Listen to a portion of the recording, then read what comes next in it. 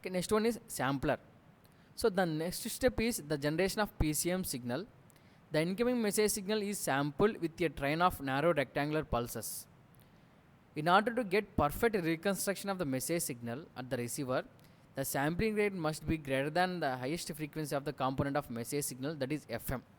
Okay, ma? I understand. Okay. The first step is sampling.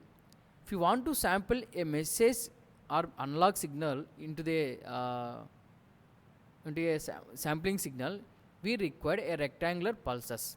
So we discuss, uh, if you want to getting a sampling signal, first we get one message signal and we have a multiplier, and then we have to connect it to the multiplier with the rectangular pulses. We get sampled signal. Okay, this is not a purely digital signal or PCM signal, this is only sampled signal.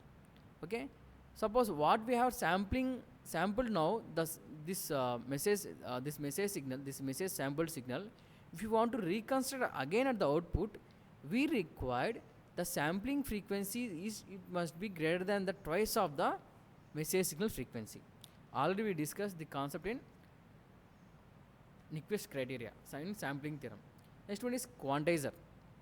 Quantizer is nothing but is a converts continuously a varying amplitude signal into a discrete amplitude signal with limited levels.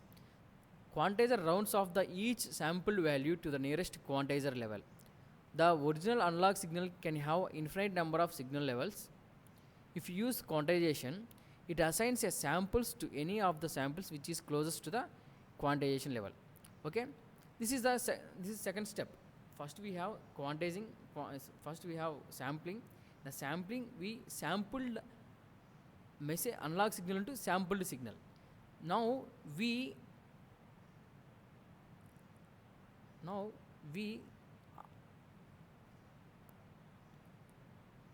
round off this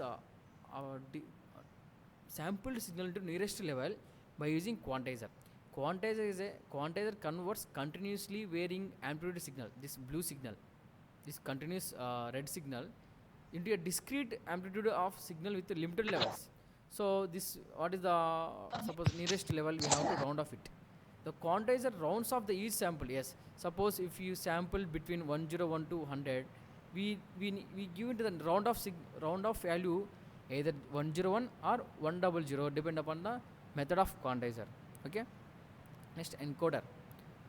The encoder is nothing but it encoding the encoding is a process is used to translate the discrete set of sample values to a sequence of ones and zeros. Yes, so first we get the sampled signal, and then we have to discrete signal, and then we get the, by using encoder we have given to this analog voltage is nothing but here quantizer output.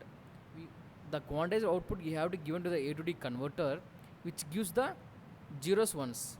So this is purely PCM signal or digital signal. The encoding is a process used to translate the discrete set of sample values to a sequence of ones and zeros. So analog to digital converter performs this encoding technique. So parallel to serial converter. So what is a parallel to serial converter? The output of ADC is in parallel form. If it is directly transmitted, we need 8 wires of from transmitter to receiver. Okay, so from the transmission section we have 8 outputs. Suppose from the transmitter to receiver the distance is very more, you require 8 transmission lanes at a time. So to overcome this problem, at the output of encoder we have to given one parallel to serial converter. The output of ADC is in parallel form. So if it is directly transmitted, we need 8 wires from the transmitter to receiver. That's why we give to the serial to parallel converter. To overcome this problem, we have to given the output of PCM output we have given to the serial to parallel converter. To save transmission media, it means that we required 8 parallel lines. Instead of that, the bit is in parallel form are converted into a serial form, and serial data is uploaded to a channel. It is better to transmission when